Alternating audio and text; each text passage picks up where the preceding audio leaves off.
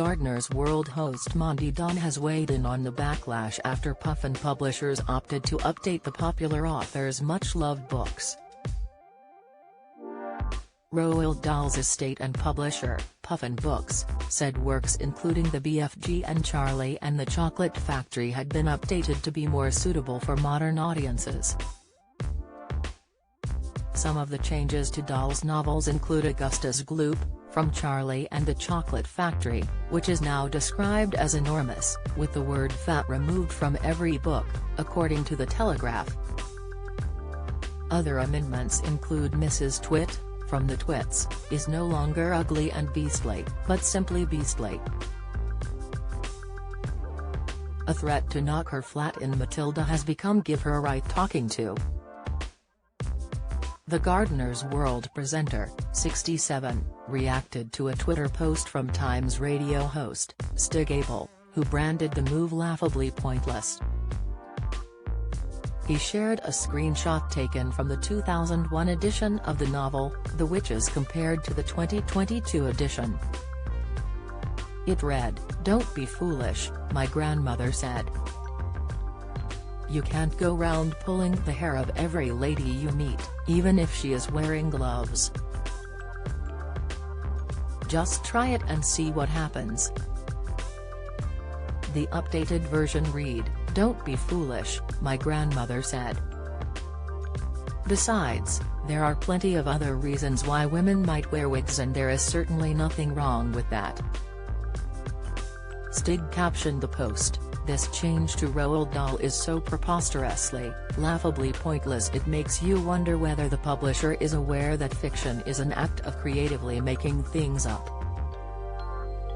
Monty took the opportunity to react the post as he branded it a bad move. He wrote, "Presumably this can only be done with permission from the Roald Dahl estate. However, the publisher is mad or bad to even consider it." His 295,000 followers reacted to the tweet as many took issue with the change.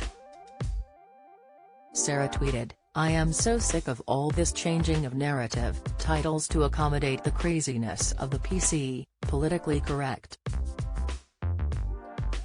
Matt Pescott commented, "Employing sensitivity readers for a range of children's books that are deliberately and entertainingly insensitive sounds bonkers.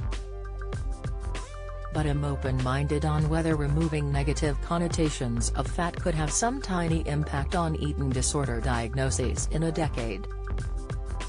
Miss Ashley wrote, "So happy to see you're not keen, Monty." Christoph remarked, "They are afraid of being on the wrong side of history. But I still have his books, and my young children still cherish them as they are, warts and all." Louise added, "The thing is, he meant to be a little bit naughty and ruffle a few feathers. I thought that was the point." Puffin insisted the changes to the author's books were minimal, despite them running into the hundreds, and said the stories remained unchanged. A spokesman for the publishing house told the bookseller, "Children as young as 5 or 6 read Roald Dahl books, and often they are the first stories they will read independently. With that comes a significant responsibility, as it might be the first time they are navigating written content without a parent, teacher or carer. It is not unusual for publishers to review and update language, as the meaning and impact of words changes over time." Over the course of the last year, Puffin has published updated editions of 16 of Roald Dahl's books, in close partnership with the Roald Dahl Story Company as the custodian of his legacy. These included a relatively small number of textual edits, as well as routine changes to covers and inside layouts, to bring them up to date.